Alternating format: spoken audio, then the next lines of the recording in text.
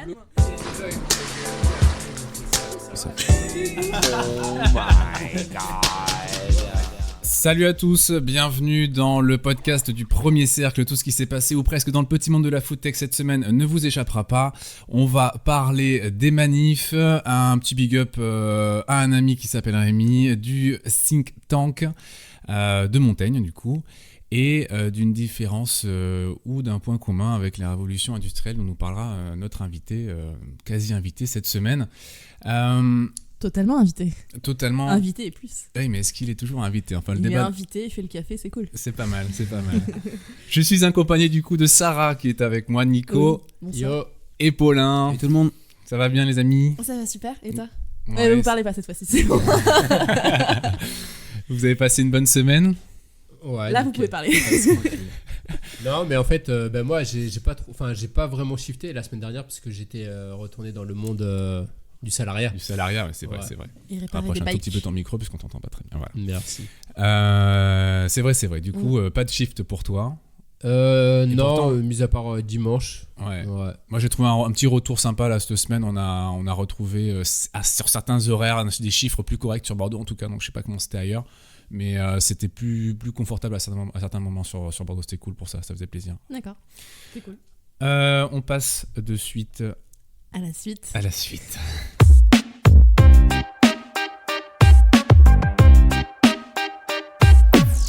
Paf, je te lance sur un clin d'œil aux manifs qui se sont déroulés cette semaine à Montpellier, Dijon, Lyon et Paris pour les zones PO, PNO.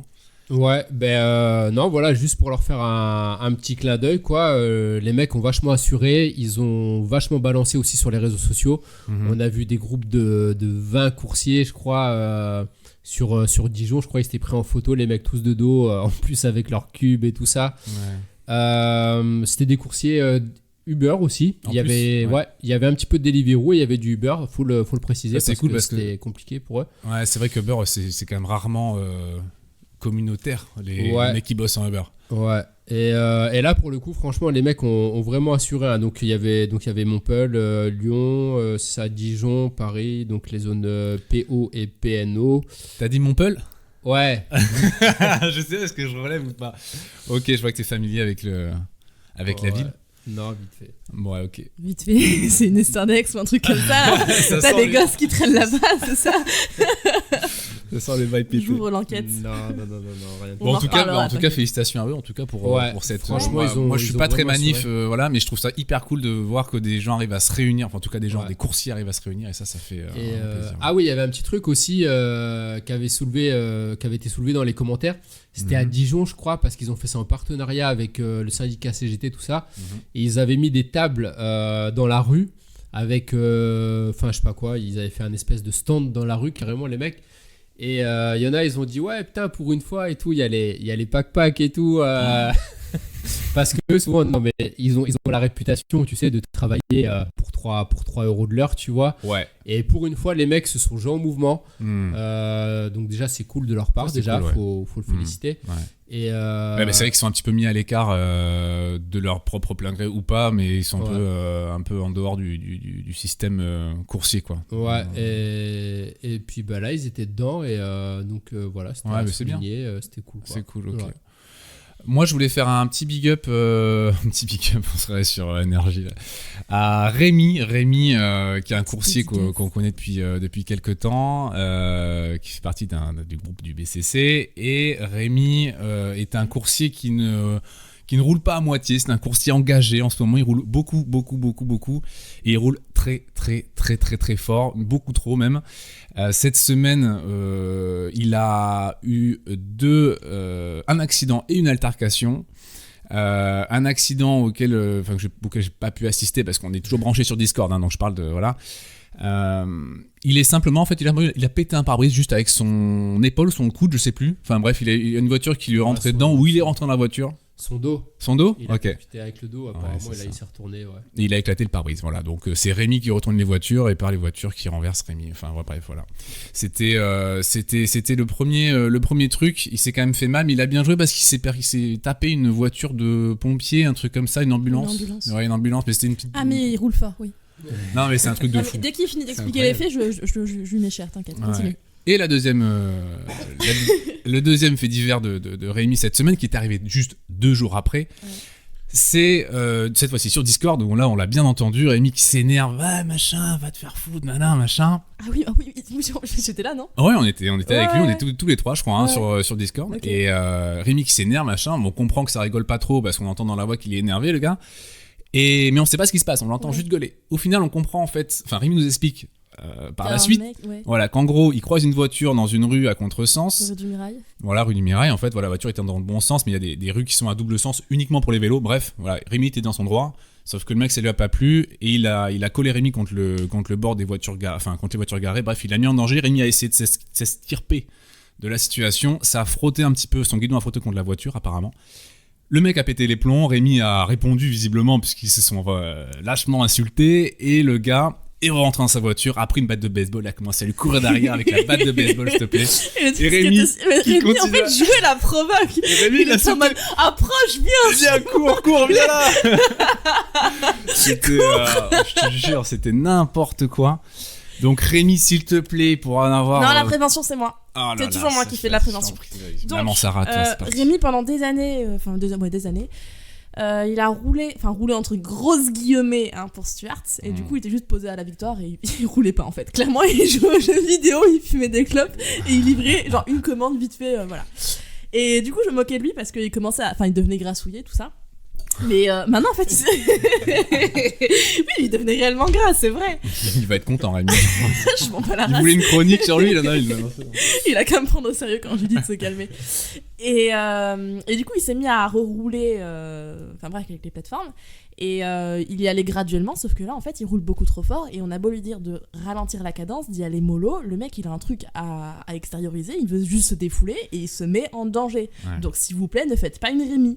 Ouais, non, parce que soit il va se tuer, soit je vais le tuer. Il y a pas le pourcentage de pas de chance grossit en fait. Mais plus c'est tu pas roules de fort, chance, plus tu provoques le manque de chance. Ouais, non mais c'est ça, mais c'est-à-dire que là c'est simplement il en a pas de chance, il est tombé dedans quoi. Deux trucs comme ça dans la semaine, je veux dire c'est pas juste il a glissé par terre, il a explosé un pare-brise, s'il te plaît quoi. C'est symptomatique de comportement à risque. Ouais, mais après je me fais peut-être l'avocat du diable, mais quand même la rue du Mirail, c'est une rue très étroite, et quand on la prend à contresens, les gens sont pas du tout attentif à nous. Ok, je fais l'avocate de pas du diable, ok. Non mais j'habitais ce quartier pendant 3 ans, donc la rue du Mirail je la prenais très souvent, et même maintenant les gens la prennent très très souvent. C'est pas pour autant qu'un mec m'a poursuivi avec une batte de baseball. Il y a un moment, je veux bien, tu vois, mais il y a des degrés. Il y a 2 poids 2 mesures. Tu peux te faire klaxonner, tu peux te faire engueuler, tu vois, mais pas de batte de baseball, machin et tout. Non, t'es passé donc vraiment voilà, c'est bien de rouler et de faire du sport pour sortir un peu ses tripes, mais voilà, quand on roule beaucoup et que surtout quand on est coursier, enfin voilà, faites gaffe parce que forcément ça finit mal à un moment. Et Rémi, je croise les doigts pour qu'il t'arrive rien gros, mais franchement vas-y mollo, enfin même à tous ceux qui roulent comme des porcs, rien, on va l'enchaîner, t'inquiète. Voilà, mais faites-le pour triper, mais 2 secondes. Mais là le mec il a bossé 55 heures cette semaine, je crois, il a essayé de les faire ou il les a faites, je sais pas. Voilà, 55 heures quand tu roules comme ça, parce que le mec a sorti des super taux horaires, donc il a roulé non-stop comme un porc. C'est bref. Ouais, parce qu'en plus il fait du 4 jours d'affilée et ensuite et après, 2-3 jours de pause, des choses comme ça. Non, c'est bon. Donc voilà, on va passer au sujet de la semaine tout de suite.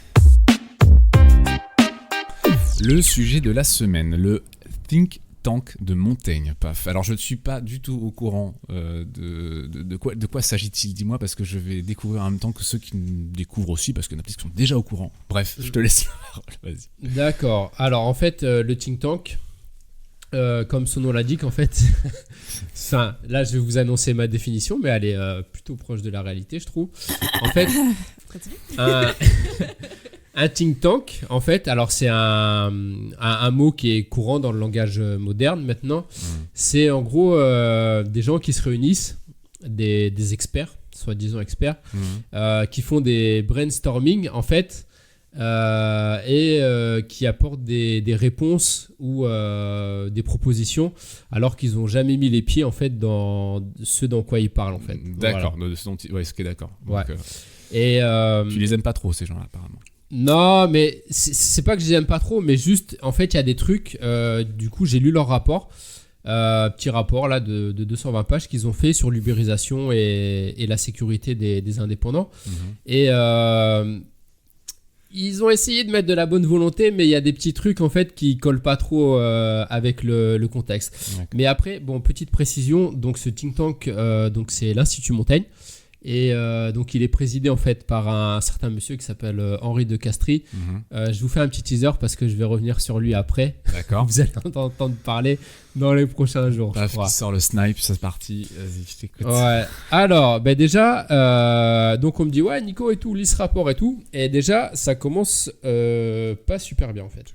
Est-ce que je peux au moins dire que potentiellement ces gens essaient d'y mettre de la bonne volonté? Tu vois. Vu que j'ai fait partie du syndicat, j'ai été amenée à parler à des personnes qui voulaient construire du savoir sur notre situation Ouais. et qui voulaient nous écouter, sauf que derrière, et en fait, ils comprenaient pas, les gens se perdent énormément. Et même s'ils essayent vraiment de retranscrire correctement notre situation, mais derrière, je les ai répétés au fil, ça se fait pas, vraiment, c'est hyper irrespectueux, mais je les ai répétés ce que j'avais dit, histoire d'être bien sûr qu'ils aient bien compris. Et il y a toujours un truc qui colle pas, non. Ben, oui, tout simplement parce qu'ils ont pas déjà ils ont pas mis que tu vas dire. Non, mais ils ont pas mis les pieds dedans déjà. Okay. Donc forcément, ils ont pas l'expérience du terrain, même s'ils ont quand même pas mal de retours, mais les retours après ils sont biaisés parce que là, ils s'étaient basés sur un échantillon, je crois de 800 coursiers. 800 coursiers sur 15 000, si tu veux, c'est pas super représentatif non plus. Bon, après, ça reste 800 coursiers quand même. C'est pas mal, hein. Ça reste mieux que les roues café, machin, où t'en as quoi, Ouais. 10 Ouais, qui viennent juste prendre le café, quoi. C'est ça. Et bon alors, revenons-en un petit peu Pas trop paf qu'on pinaille. à leur reste tranquille, rapport. Donc déjà, ils ont dit en fait que les plateformes digitales prennent une place centrale en jouant le rôle d'intermédiaire entre l'offre et la demande.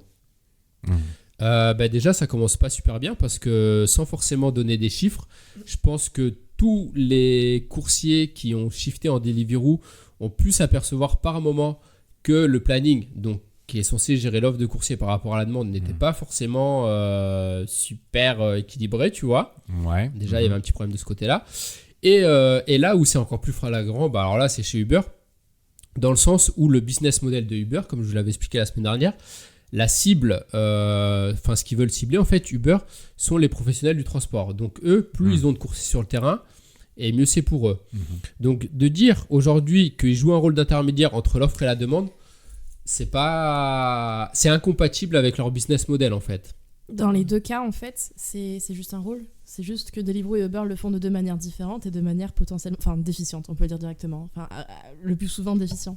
Tu vois, c'est juste qu'ils le font différemment. C'est-à-dire que Deliveroo va essayer d'accommoder un nombre de commandes, un nombre de places sur un planning, et que Uber, il va essayer de faire suivre le nombre de commandes au nombre de livreurs connectés. Non, mais franchement, si on reprend par rapport à leur business model, c'est pas top. Oui, Après, c'est des intermédiaires entre l'offre et la demande, dans la mesure où ils desservent les restaurants qui constituent l'offre et les clients qui constituent la demande. Donc au final, même si on n'a pas de commande, on reste des intermédiaires entre les deux acteurs. Et c'est pas les plateformes qui font ce rôle-là. Alors, je vais apporter une petite précision. Dans leur business model, en fait... La remarque de Paulin. Elle a fait un jet au-dessus de la tête. C'est juste que, par exemple, si on prend le cas d'Uber, en fait, la cible du business Uber, donc, c'est les coursiers. Donc, pour ça, en fait, on va faire une petite analogie avec la prostitution. Je comprends bien pourquoi est-ce que tu t'en fous de ce qu'on dit depuis tout à l'heure. Là, il a le regard qui pétille d'un coup. En fait, les consommateurs, si vous voulez, ce qui est important, Uber ponctionne 25% sur ce que facture le coursier auprès du resto. En fait. Donc, en gros, c'est comme si un Mac prenait sa commission sur la passe d'une prostituée. Si tu veux. D'accord. Donc, pour que le Mac gagne de l'argent, il est obligé d'apporter des clients en fait. Ouais. Parce que s'il n'apporte pas de clients à la prostituée, du coup lui, il n'y a pas de passe et il ne dégage pas de bénéfice si tu veux. Donc il faut créer en fait, pas artificiellement, mais en gros ils sont obligés d'utiliser une marketplace pour attirer des consommateurs, créer en fait un flux économique en fait qui crée l'économie pour ensuite faire travailler des gens pour récupérer leur com, tu vois. Et donc ça, là pour le coup c'est hyper flagrant chez Uber, mais c'est pareil chez Deliveroo. Chez Deliveroo, la cible du business de Deliveroo sont les restos. Ils vendent une prestation au resto sur chacune des livraisons. Donc si Deliveroo ne met pas les bouchées doubles pour toujours attirer des consommateurs auprès du resto, bah forcément, il n'y a pas de commande et ils ne retirent pas leur dû, tu vois. Ouais. Donc voilà. Donc après, entre l'offre et la demande, entre le resto et le client, ils sont obligés de chercher des clients pour ensuite prendre leur dû sur chaque commande, tu vois. Ouais, donc ça, c'est un premier point déjà qui a été... Et forcément, ils sont obligés d'avoir toujours plus de coursiers que de la demande consommateurs, parce que ça leur permet en fait d'agrandir les zones. Tu vois, s'ils équilibraient entre l'offre et la demande, du coup, bah, ils ne pourraient pas agrandir les zones et ils ne pourraient pas chercher plus de consommateurs et donc créer plus de flux de commandes, en fait, tu vois. D'accord, ok. Donc ça, c'était pour le premier point. Ensuite, alors le deuxième point, ils avaient dit... Attends. Voilà. Alors, et là, après, ils sont partis sur une note, en fait. Ils disaient, les coursiers, là, ils parlaient des coursiers, ils touchent en moyenne une rémunération équivalente au SMIC, soit 7,70 € net par heure. Ça c'est très risqué comme chiffre, ça. Enfin, c'est risqué dans le sens où c'est... Juste parler de SMIC, en fait. Enfin, Ouais, dès que j'entends faire parler la de SMIC, comparaison, alors qu'on est auto-entrepreneur, ils disent- c'est- très Ils compliqué, disent- là. Que le coursier a une moyenne de rémunération équivalente au SMIC, soit 7,70 net de l'heure. Je tiens à préciser net de l'heure. Ouais, Et c'est là, en fait, où ça prend tout un problème. Ouais, mais là, franchement, c'est hyper glissant comme info, ce genre de truc. C'est hyper difficile. hyper glissant, tout simplement parce qu'en fait, juste après, ils ont parlé de ce que les coursiers, enfin les protections des coursiers n'existaient pas aujourd'hui. Et ils parlent de l'assurance contre les risques de perte d'activité ou les congés payés. D'accord. Alors là, je vais vous faire un petit cours en fait de chef d'entreprise avec un petit calcul savant si j'arrive à le retrouver. Voilà. Tout simplement, en fait, le calcul il est biaisé dans le sens où un chef d'entreprise, quand il veut avoir une paye nette, tu vois, mensuelle nette, en fait, il y a un petit calcul savant qui existe depuis très très longtemps. C'est tout simplement ce qu'on appelle, ça va parler au chef d'entreprise, la mensualisation. C'est-à-dire qu'en fait, un salaire, il part sur une base de calcul mensualisée. Donc, il faut en fait calculer le chiffre d'affaires de l'heure rapporté annuellement. Ouais, pour le mensualiser. Et voilà. Ok. Donc, en fait, tout simplement, pour la mensualisation, c'est simple. On part sur une base de 35 heures par semaine multipliée par 52 semaines. Ouais. Parce qu'il y a 52 semaines de travail dans l'année. Travailler, ouais. Et ensuite, on divise par 12. Et c'est pour ça qu'on arrive toujours, en fait, pour ceux qui ont travaillé en tant que salariés, à... T'as refait le calcul à la place de... Ouais, de- en fait, je vais vous démontrer pourquoi ils sont plantés, en fait. D'accord. Donc, on part sur une base, un salarié, par exemple, il travaille 35 heures par semaine, 52 semaines dans l'année, hop, divisé par 12, et ça nous donne, je crois, de tête 151 heures 67. Sarah prend son portable pour confirmer. Je crois que c'était 151h67. Si vous avez remarqué, quand vous êtes salarié, par exemple, un mois de février, le mois de février, c'est 28 jours. Paulin aussi prend son portable pour Non, c'est confirmer. bon, c'est ça. C'est ça. Ouais. Et le mois de février, c'est 28 jours. Ouais. Et vous avez remarqué que malgré que sur 28 jours, il touche le même salaire que les autres mois de l'année. Ouais. Donc en fait, vous comprenez bien ce système, comme quoi on prend la paye annuelle et on la divise par 12 mois. Ça s'appelle la mensualisation. Et donc, ça prend en compte aussi les congés payés. C'est-à-dire qu'en fait, en gros, tu travailles l'année, tu prends 5 semaines de congés payés, tu touches toujours ton même salaire. Ton même salaire, ouais. Donc en fait, c'est que derrière, il y a une base de calcul savant en fait pour arriver à ce truc-là. Et donc ce calcul, un chef d'entreprise, quand il veut se payer net, on va prendre un exemple d'un mec qui veut toucher 2000 € net par mois. Je dis net, attention. Hein. Donc il va devoir partir sur sa base de 2000 € net, qui va multiplier par 2. Alors pourquoi par 2 ? Tout simplement parce qu'il y aura 50%, ça va être sa paye nette, et l'autre 50%, en fait, c'est les charges sociales et les charges patronales. Qui Voilà. équivalent à 50%. Ok. Voilà, donc on arrive à 4000 €. Ensuite, là-dessus, on rajoute 10%. 10% qui représentent les congés payés. D'accord. Tu vois, 5 semaines de congés payés dans l'année, c'est équivalent en fait à peu près 10%. à 52 semaines. Ouais, ok. Tu vois, c'est 10% des 52 semaines.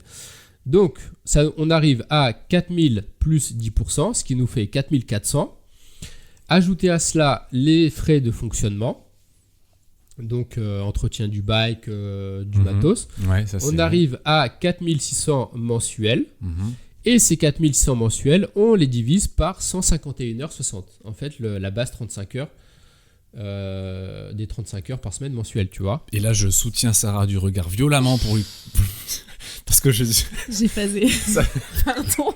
Ouais. Aïe, aïe, ouais, Et, mais c'est bien construit, mais enfin j'espère parce que vraiment Et donc, on arrive.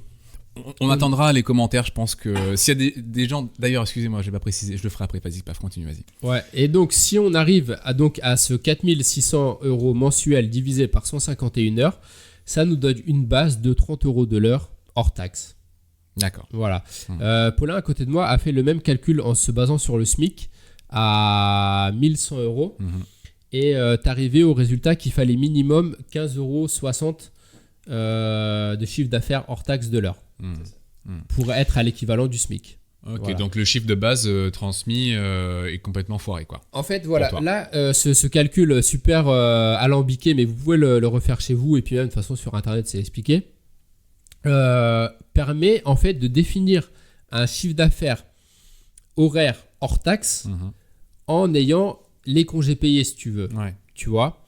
Tandis que là, si on reprend leur truc quand ils annoncent les 7,67 €, les mecs ont fait abstraction de ce calcul. Donc, ils D'accord, sont pas partis en fait sur la même base Mhm. de calcul. Ils ont annoncé 7 euros et quelques, 7,60 € net de l'heure, mais sans prendre En le compte, calcul en compte les 10% de congés payés. voilà, toute l'amputation qui va, enfin qu'on connaît, tous ces pourcentages qu'on soustrait.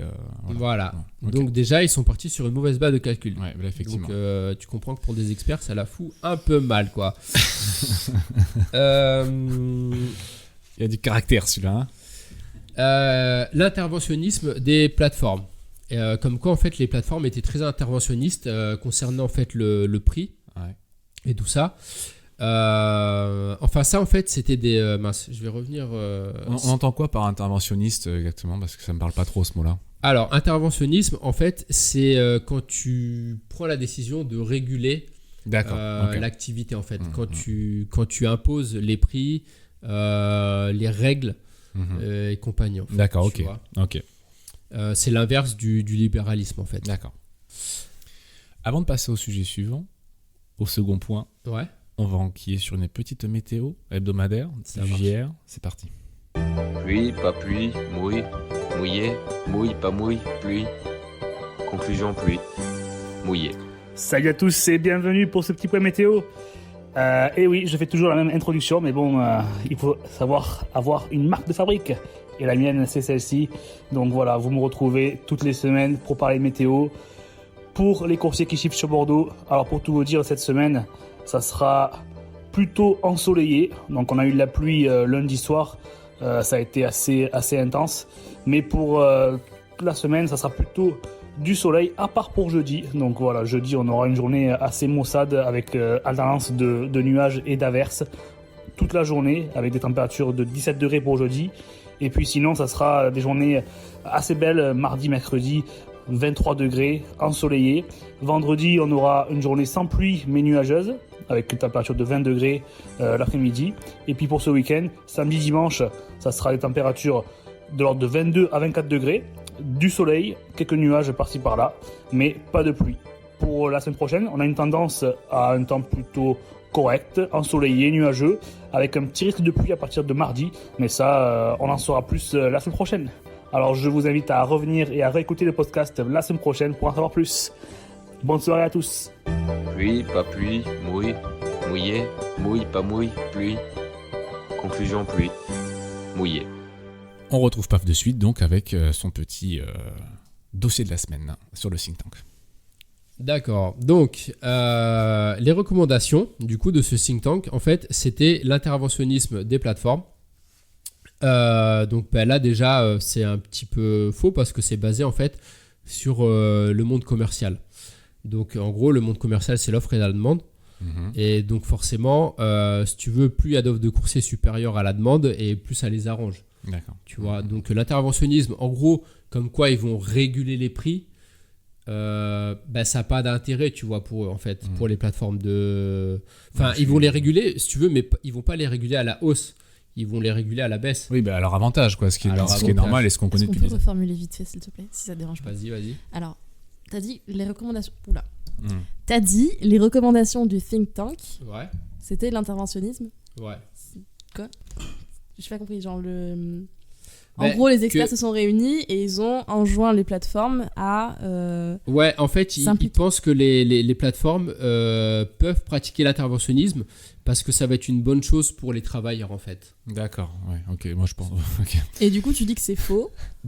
Oui, c'est faux parce qu'en fait, c'est du monde commercial, tout simplement. C'est l'offre Oui, et la demande.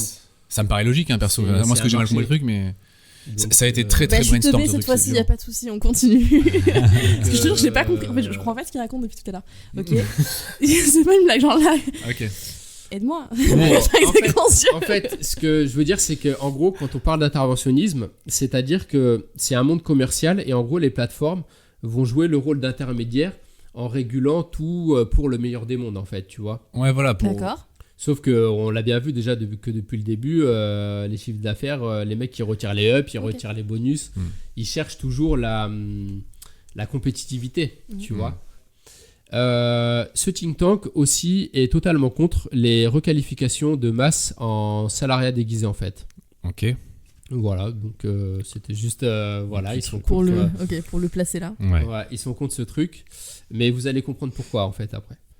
Et ah oui, et un dernier point, mettre les algorithmes au service des travailleurs, assurer la transparence et expliquer l'impact des notes sur les mises en relation entre les travailleurs et les clients. Et donc par exemple les mauvaises notes des plateformes. Alors là en fait ça tombe très bien qu'ils aient parlé de ça, parce que justement moi ça m'est arrivé il n'y a pas longtemps. En gros j'ai eu affaire à des clients qui ont fait des réclamations en disant que j'avais pas livré leur commande. Et donc Uber, ni une ni deux, bam, ils m'ont ponctionné, ils m'ont dit t'as pas livré les commandes, on te retire 75 centimes. Ils m'ont même pas demandé mon avis, ils m'ont même pas auditionné, tu vois. Mm.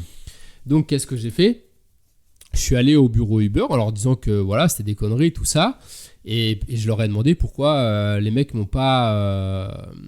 enfin, ils m'ont pas auditionné, si tu veux. Ouais, ils ont retiré sans prévenir. Voilà. Et en fait, c'est très simple. C'est-à-dire que n'importe qui peut mentir. À la fois le client et à la fois le coursier. Et c'est très compliqué, en fait, de vérifier Évidemment, le là, vrai ouais. du faux.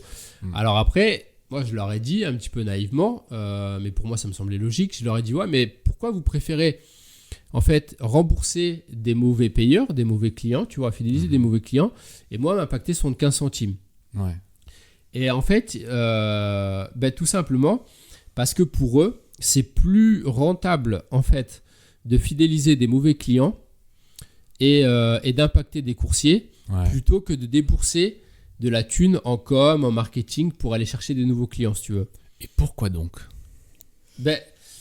Pourquoi donc? C'est simple, imagine, si tu veux, les mauvais clients, ils vont peut-être te faire le coup une fois ou deux fois, mais ils vont quand même rester là en fait, tu vois, ils vont se dire ouais cool, Uber il m'a remboursé la moitié de ma commande, Ouais. donc je vais, tu vois, ils sont cool, donc je vais rester chez eux en fait, voilà. Après évidemment que les mecs abusent trop, ils se font Ouais, bloquer ils leur sont compte, dégagés, tu ouais, vois. ok. Mais voilà, pour eux, chercher des nouveaux clients, ça coûte trop d'argent. Mhm. Donc ils préfèrent fidéliser en fait les mauvais clients. Et donc c'est pour ça que la recommandation en fait de cet institut qui disait qu'il faut plus de transparence sur les notes entre les relations et les clients, du coup ça n'a pas de sens en fait. Ouais. Ça n'a pas de sens parce que la plateforme, elle, de toute façon, Ça va elle être préférera trancher en faveur du mauvais client que du bon coursier. Du bon coursier, Parce ouais. que des coursiers, de toute façon, ils en ont à la Et peine. puis en plus, le courrier est j'allais dire, il est en demande et le client moins, mais je sais pas si c'est exact. Je sais pas, je vais avoir du mal à expliquer ça. Par contre, je me suis lancé sur un truc que Ouais. je maîtrise pas. Mais non, dans le sens où le coursier, lui, il a besoin de travailler avec la plateforme, donc il reviendra, il va demander Ouais. à, à être remboursé. Il va se dire 70 centimes, c'est rien, tant pis, je continue de bosser avec Uber. Alors qu'un client qui se fait pas rembourser une commande, qui s'est réellement fait voler, il va vraiment avoir les boules. Il reviendra jamais chez Uber, du coup, je pense. Et quand tu parlais de marketplace, etc., avec un flux client constant, nécessaire, comme tu dis, c'est le socle de la pyramide du fonctionnement de ce genre de plateforme, les clients, voilà, effectivement, autant les privilégier et rembourser le client plutôt que le coursier, même si c'est le coursier qui rapporte à Uber. Est-ce que je me suis bien expliqué? Je Ouais, ne sais ouais. pas. Très bien, oui. Non. Non, mais voilà, ils auront toujours des conseils disponibles. Donc du coup, voilà, c'est pour ça que ce point de dire, ouais, les algorithmes au service des travailleurs, la transparence et nanani nanana, dans le monde réel, en fait, ça a pas de sens. Voilà. J'ai remarqué qu'ils étaient quand même très pro-ubérisation. Concernant l'erreur de calcul au départ, c'est parce que c'est des mecs en fait qui prônent vraiment le côté libéral, commercial et compagnie, tu vois, concernant en fait l'assurance chômage, enfin l'assurance chômage et les congés payés. En fait, eux sont plus dans la vision que ça serait assuré par des opérateurs privés, en fait des banques, Ouais. tu vois, des banques privées. Mhm. Ils ont peur que, par exemple, si on en revient à l'histoire des requalifications de contrats, que les plateformes quittent le territoire français. Donc eux prônent vraiment que ces trucs-là restent sur le territoire et que le chômage soit assuré par des opérateurs privés, des banques, des assurances, que derrière qui vont être financés et compagnie. Ok. Et donc pour en revenir en fait au président de ce think tank, donc Mollo, paf. Mollo. Ouais, parce que. Henri de Castries. Ce monsieur, en fait, il a une réputation un petit peu sulfureuse dans le sens où c'est un mec qui, à la base, vient de l'État, en fait. Ouais. Son job, c'était inspecteur des finances. Donc, le mec était là pour inspecter les fraudes et les trucs comme ça. Et c'est un mec qui travaillait au service de l'État, D'accord. tu vois. Mhm. Et ce Ça, mec, un jour, on s'est aperçu qu'il a complètement retourné sa veste. C'est-à-dire qu'il est passé du bon côté de la force, à jouer l'inspecteur, à surveiller les fraudes et les trucs comme ça, Mhm. à businessman, tu vois. Mhm. Bon, ça aurait pas été. C'est pas le premier, c'est pas le dernier. Oui, malheureusement, c'est pas le premier, c'est pas le dernier. Et c'est pour ça que là, par exemple, si on voit les mouvements sociaux, on voit que les présidents, avec leur quinquennat, au bout de 5 ans, ils mettent en place des trucs, et puis au bout de 5 ans, ils se cassent, et ils retournent leur veste, tu vois. Donc voilà. Avant un braquage. Hmm. Tu étudies la banque. Ouais. Oh, ben voilà. C'est pas une accusation, par contre, je voulais juste la placer. Ouais. donc voilà. Et donc ce mec, entre autres, donc il a bien retourné sa veste. Il est parti dans le monde des affaires. Il a notamment présidé AXA, l'assureur AXA, qui est que tout le monde connaît auprès des plateformes. Ouais, tout à fait, ouais. Donc tu comprends bien qu'il a une position forcément qui est pro assurance, puisque c'est lui qui vend les assurances Mhm. aux plateformes. Voilà. Bah, c'est pour notre bien, ça. Voilà. Et bon, entre autres, pour les conspirationnistes, il fait partie du groupe Bilderberg, en fait, Ouais. qui est responsable des traités transatlantiques entre l'Amérique et l'Europe, tu Ouais. vois. Donc le mec, pour lui, son business, c'est de faire en sorte que les Américains fassent du business en France, tu vois. Et alors, attends, parce que j'attends, qu'est-ce qu'il a fait de mal, du coup? Alors, il en est où aujourd'hui, ce mec-là? On le retrouve dans ce think tank, là, c'est ça? Ouais, il fait du, comment on appelle ça, de la philanthropie, en fait. Ouais. De la philanthropie, c'est-à-dire que ce mec-là est passé dans le monde du business, il gère les business avec les plateformes, il gère les traités commerciaux entre les States et l'Europe, Mhm. et du coup, il vient faire des rapports où il fait la promotion de ses intérêts, en fait. Ouais. Où il fait Ok, la ok. promotion, tu vois, des assurances chômage Mhm. et des assurances accidents, des assurances privées, Mhm. dans son intérêt, tu vois. Ouais. Eh ouais, mais ouais. Ouais, je vois tout à fait ce que tu veux dire, ouais, mais après, c'est vrai que voilà, enfin, moi, c'est pas que ça me pose pas de problème, tu vois, mais malheureusement, je peux rien te dire de plus. J'ai rien à rebondir sur ce que tu dis là, mais En fait, je crois que ce que Pav veut dire, c'est que, étant donné que l'étude porte sur des choses un peu polémiques et qu'elle fait un petit panorama un petit peu d'aujourd'hui de l'uberisation, ce que ça a donné, et que ils sont pro-favorables, pro-favorables, ça se dit pas, ils sont Pas de favorables ouais, c'est cool. à ce qu'on ait un chômage privé, une assurance privée, tout ça. Ouais. Bah, étant donné que Henri de Castries est impliqué dans ces secteurs-là, il a tout intérêt à Allez, promouvoir tout ça. Et donc, du coup, ça enlève une certaine objectivité Une au crédibilité, travail fait. ouais. Et pas forcément de la crédibilité, parce que je pense que c'est un travail qui est quand même assez clean, étant donné que c'est quand même un think tank à ses côtés. Mais ça montre qu'il peut être un peu orienté, quoi. Ouais, ok. Et ça Ok. peut être Bon, c'est très bon à dérangeant. savoir. Voilà, ok. Ok. Même sur des gros trucs comme ça, effectivement, qui ont une certaine crédibilité de base due à la structure ou ce que tu veux, effectivement, je comprends que ce soit bien de le relever. Ouais, et puis quand même, voilà, je pense qu'on a pu démontrer aujourd'hui qu'il y a quand même eu des erreurs, tu vois, sur leur calcul du net. Enfin, les mecs, ils n'ont pas fait des grosses erreurs, mais quand même... il y a des trucs qui sont rectifiables et qui sont... Mais ouais, ok. Tu vois, ouais. On va passer de suite au Strava du Titi qui nous explique un petit peu où on en est au niveau du classement. Oui, bonjour à tous et bonjour à toutes. Ici Titi en direct de l'arrivée de cette semaine 15 du Tour de Strava où tout s'est déroulé dans de bonnes conditions. Il n'y a pas grand changement cette semaine puisqu'il n'y a que le maillot blanc à pois rouge du meilleur grimpeur qui change d'épaule. C'est notre concurrent François de la team BCC qui le remporte cette semaine avec 1062 mètres de dénivelé. Les 3 autres maillots ne changent pas puisque Alex Breng remporte le maillot vert du meilleur sprinter avec ses 18 km/h de moyenne. Le maillot rouge du meilleur combatif est remporté par Johan Solo avec ses 65,5 km. Et c'est une semaine jaune encore pour lui. C'est notre ami de la team BCC, Alex, avec ses 352 km. Je vous dis à très bientôt. À vous les studios et à vous Bordeaux.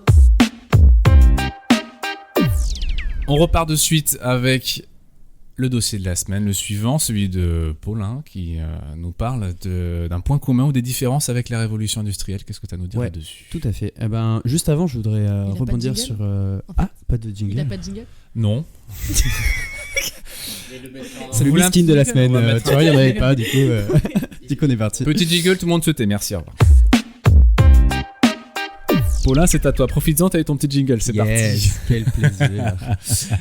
Non, juste avant, je voudrais rebondir sur ce qu'a dit Paf, c'est que en fait, on a une activité qui a l'air toute conne comme ça, des gens qui roulent sur un vélo avec une boîte.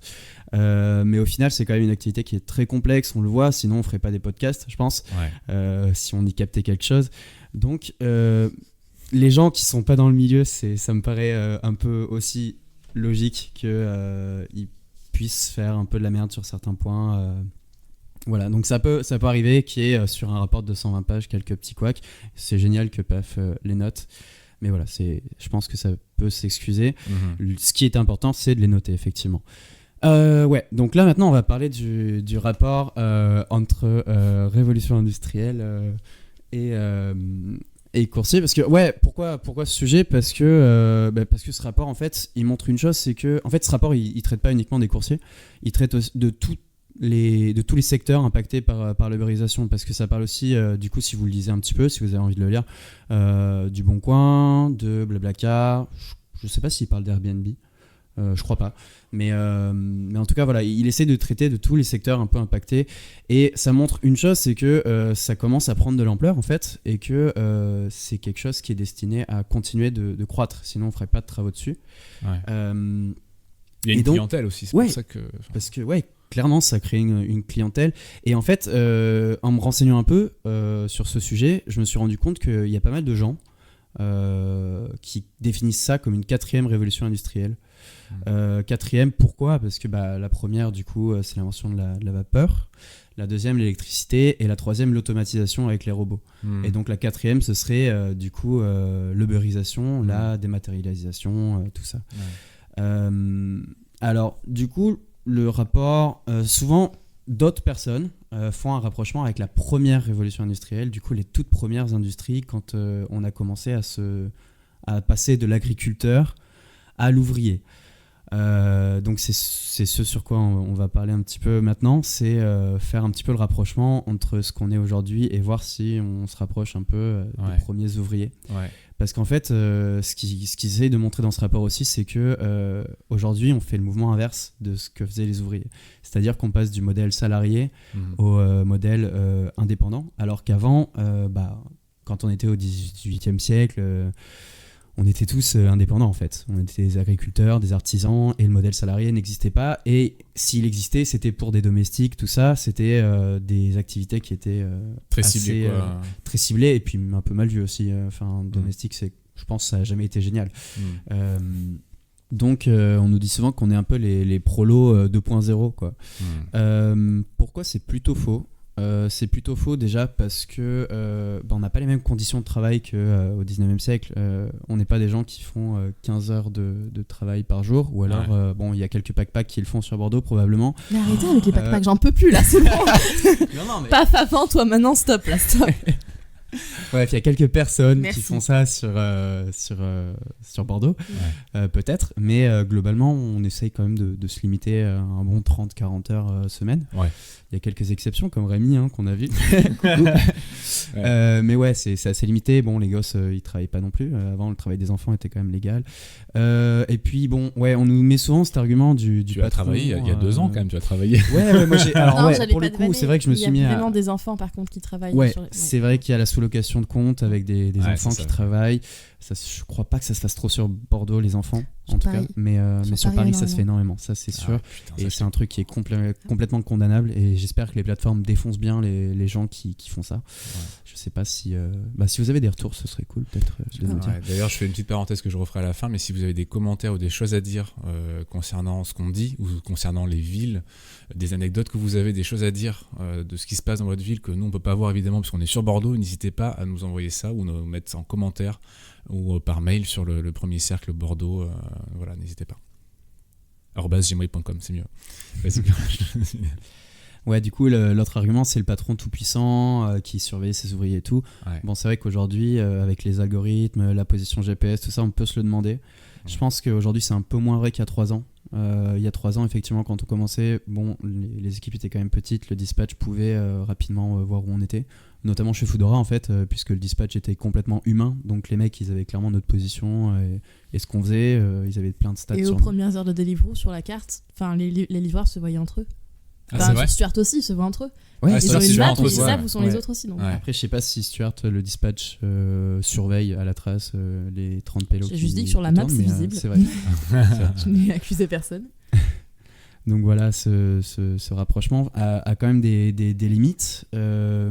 Après, c'est vrai qu'on est un secteur qui est quand même très récent, où il y a beaucoup d'expérimentations qui se font et qui restent à faire. Entre 2008 et maintenant, il y a 3 millions de personnes qui se sont lancées dans l'activité d'auto-entrepreneur. Donc, il y en a forcément qui ont fait des petits commerces, tout ça, mais des artisans, tout ça. Mais il y a quand même pas mal de gens qui se sont lancés dans l'activité de plateforme et ça laisse de belles perspectives sur l'avenir. Et bon, comme le montrent les mouvements sociaux qu'il y a eu cette semaine, il y a encore beaucoup de choses qui restent à faire. Ouais. Et on va voir ce que ça donnera à l'avenir. Ouais, beaucoup de choses possibles en fait, parce que c'est vrai qu'entre coursiers, on est souvent très pessimiste. Je sais pas si c'est dû au coursier ou si c'est parce qu'on est français ou quoi, mais c'est souvent les discours qui reviennent sont très très négatifs, très non constructifs. Et moi, je critique pas de façon négative du coup ça, mais parce que c'est des choses normales. On a peur de l'avenir, on sait pas comment ça va se passer. Ce qui se passe actuellement est pas forcément beau à voir depuis des années, puisqu'on voit que ça s'écroule petit à petit. En tout cas, dans notre situation se régresse. Le confort de notre situation régresse. Donc effectivement, moi je pense quand même qu'il y a des choses à retenir qui sont quand même positives par la suite. Et pour moi, un point important, et c'est pour ça que certaines choses existent sur Bordeaux, c'est la communauté surtout, parce que c'est un métier où on est solitaire et où il faudrait qu'on se soutienne un peu plus les uns les autres. Et ça aiderait à à continuer et à se faire mieux entendre, quoi. Parce que ça commence par là, en fait, je pense. Ouais. Après, moi, le gros problème que je vois aujourd'hui, c'est que jusqu'à maintenant, quand on était indépendant, on fixait un petit peu le prix de notre travail à la pièce. C'est-à-dire qu'on avait une mission, globalement, on fixait le prix ou quelqu'un fixait le prix, mais c'était plutôt juste pour qu'on gagne notre pain, entre guillemets. Aujourd'hui, comme le disait Paf, il y a beaucoup d'interventionnisme de la part des plateformes. C'est elles qui ont le monopole sur l'établissement de ces prix. Et je pense que c'est sur ça qu'il faut travailler parce que c'est pas normal qu'à Bordeaux, on soit à 4,5 €. qu'à Montpellier, si je dis pas de bêtises, on soit à 4,2 Mm. et que dans les nouvelles zones, on soit à 5 euros. Ça rime à rien. Ça montre juste que ils s'arrangent pour attirer, appâter le chaland et après, quand on est là, baisser le prix jusqu'à ce qu'il y ait un point de rupture qu'on n'a pas encore rencontré.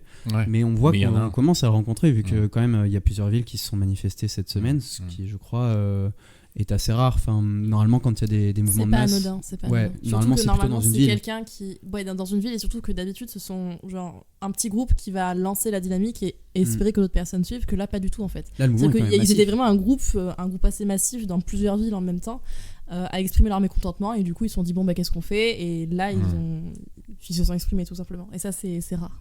Donc Ouais. peut-être qu'on se rapproche de ce point de rupture et peut-être qu'on va finalement avoir une voix auprès des plateformes qu'on convoite depuis quand même pas mal d'années. Ouais, parce que depuis le temps que ça existe, effectivement, il y a toujours eu des petites manifestations, même des grosses manifestations. Mais à chaque fois, on voit que voilà, ça ralentit un peu la machine, mais ça l'empêche pas de détruire. De nous rouler dessus. Ouais, de nous rouler dessus, mais complètement, c'est ça. Est-ce que je pourrais faire Vas-y, Paf. Je pourrais faire un petit point en fait pour répéter un truc qui avait été dit il y a longtemps. Pour ceux qui connaissent cet auteur Machiavel. En fait, Alors, il faut juste tout simplement- expliquer que c'était l'anecdote de Sarah à la Vas-y, je m'appelle base. comment Alexandra. Donc, Non, du coup, vas-y, en Paf, fait, sûrement. le truc qu'il faut aussi comprendre dans le business, c'est-à-dire que tout le monde, moi le premier, et je pense qu'à peu près tout le monde, on a tous soif de liberté. Donc c'est un discours super cool en fait, de dire t'as pas de patron sur le dos, t'es indépendant, t'es libre, t'es flexible. Tout le monde cherche la liberté, tu vois, c'est dans l'humain en fait. Et le truc du coup, c'est que les plateformes, ça c'est la volonté des puissants. Je ressors cette phrase, mais c'est la volonté des puissants. C'est que plus les gens sont indépendants et moins ils sont organisés, tu vois. Et les plateformes se positionnent comme un petit groupe oligarques qui sont eux très organisés et du coup qui vont faire travailler toute une masse indépendante et désorganisée dans l'espoir de se dire que plus elles seront indépendantes et désorganisées et elles vont moins pouvoir se liguer en fait si tu veux. Et du coup c'est vraiment cool les événements qui se passent parce qu'on s'aperçoit que finalement les gens sont attachés à leur liberté certes, mais ils ont compris qu'ils avaient besoin d'être organisés et de la jouer collectif, tu vois, et de faire en fait de se fédérer et de faire des mouvements de protestation comme ça en groupe. C'est de prendre conscience que voilà, que dans l'indépendance on n'arrive à rien en fait. On n'arrive à rien, c'est vraiment dans la cohésion de groupe et l'organisation surtout qu'on arrive à faire des choses et à faire avancer le monde. Et il est pas trop tard pour ça, quoi. Ouais, voilà. C'était juste la petite précision. Donc surtout, ne restez pas indépendant. Ne restez pas indépendant. Ça veut dire que tu l'as lu, c'est cool. Ouais. Continuons la lutte. Bon, est-ce qu'on a d'autres choses à rajouter, les enfants? Dites-moi. On peut faire un petit rappel. On avait parlé de ce truc-là il y a un mois de ça, de Uber. Tu te souviens concernant les déclarations automatisées? Oui, tout à fait. Et comme quoi, les gens, ils savaient pas s'ils devaient déclérer le net qui touchait ou le brut et tout ça. J'étais pas du tout d'accord avec vous, d'ailleurs, avec vous deux qui vous liguiez T'es contre têtu moi. en plus. Ouais. Et on avait essayé de faire un petit peu de matraquage sur les réseaux et tout ça, mais les gens étaient pas... Enfin, voilà, il y a pas trop de réactions. Ouais, il y a eu des gens qui ont été réceptifs à ça, et puis d'autres qui disaient mais non, de toute façon, ou des conneries, des trucs comme ça, ou tu vois, ils s'en foutaient un petit peu. Et pourtant, c'était dangereux parce que tu sais que ça va être prélevé à la source et que, enfin, ça va être automatisé en fait, les déclarations. Et donc, concernant Uber, donc comme le modèle économique de Uber le veut, qu'on est les clients de Uber, ils ont carrément dit, ils ont posé leur couille sur la table en annonçant officiellement, avec le soutien du gouvernement, vous devez déclarer le brut avant prélèvement des frais de service. Et ça via l'application Uber directement. Ils ont envoyé le message sur l'appli direct. Ils ont dit, si vous facturez une course 100 € auprès du resto et qu'on vous prend 25 €, nous de frais, vous devez déclarer votre chiffre d'affaires de 100 € et donc payer des cotisations sur la base des 100 €. Les 100 € et non pas de 75 au final. C'est Voilà. ça, 25, ouais, c'est ça. Ouais. Donc voilà, donc là c'est voilà, c'est donc ça veut dire officiel. 50% dans ta gueule, quoi. Ouais. Voilà. Clairement. C'est enfin Dans oui, mon 50% cas, si on prend les cotisations sociales additionnées aux frais Uber. Aux frais Uber, ouais, Voilà. tout à fait. Sans parler Et, des trucs, enfin des du matos vélo, de tout ce qu'on a pris en compte tout à l'heure quand tu as fait tes petits calculs qui m'ont un peu cassé la tête. Donc voilà, donc ça y est, c'est officiel. Uber nous le dit très clairement. Donc, Uber, il nous invite vraiment à déclarer notre brut avant leur prélèvement des frais. Bon, moi ça me faisait un peu chier parce que du coup, on paye des cotisations sur du chiffre d'affaires qu'on touche pas dans les poches, quoi. Complètement. Surtout qu'en plus on les paye, les mecs sont même pas domiciliés en France, tu vois. Donc voilà, c'est officiel. Uber l'a dit, donc je crois qu'il n'y a même plus à batailler sur le sujet. Ouais. Je n'ai encore rien à dire. Maintenant, la discussion qui s'oriente en interne, c'est comment dégager ces 25% qui n'ont aucun sens. Non, mais là, ça n'a aucun sens. Clairement. C'est clair. Surtout qu'en plus, j'avais fait le calcul sur un chiffre d'affaires annuel. On va partir sur une base de 22 000 euros de chiffre d'affaires annuel. Ça représente, donc ces 25%, ça représente 6 500 euros. Donc, il y a des gens, ils ont dit, ouais, mais l'administration, elle va fermer les yeux. Je pense pas que l'administration, elle ferme les yeux sur 6 500 balles. Je crois pas non plus, Voilà, c'est quand même pas rien, quoi. Ouais, non, là, ça va être compliqué. Ouais. Ça va être très compliqué. Eh bien, encore une note positive pour finir ce podcast. C'était un régal. Merci Paf, en tout cas. Merci Paulin, merci Sarah. Je vous remercie pas souvent, mais là, j'avais envie de le faire. Le podcast du Premier Cercle, c'est terminé pour aujourd'hui. Vous nous lisez, nous écoutez comme d'habitude sur Telegram, Facebook, un peu SoundCloud et YouTube. Quant à nous, on se retrouve la semaine prochaine. En attendant, prenez soin de vous et ride safe. Salut. Ciao. Ciao.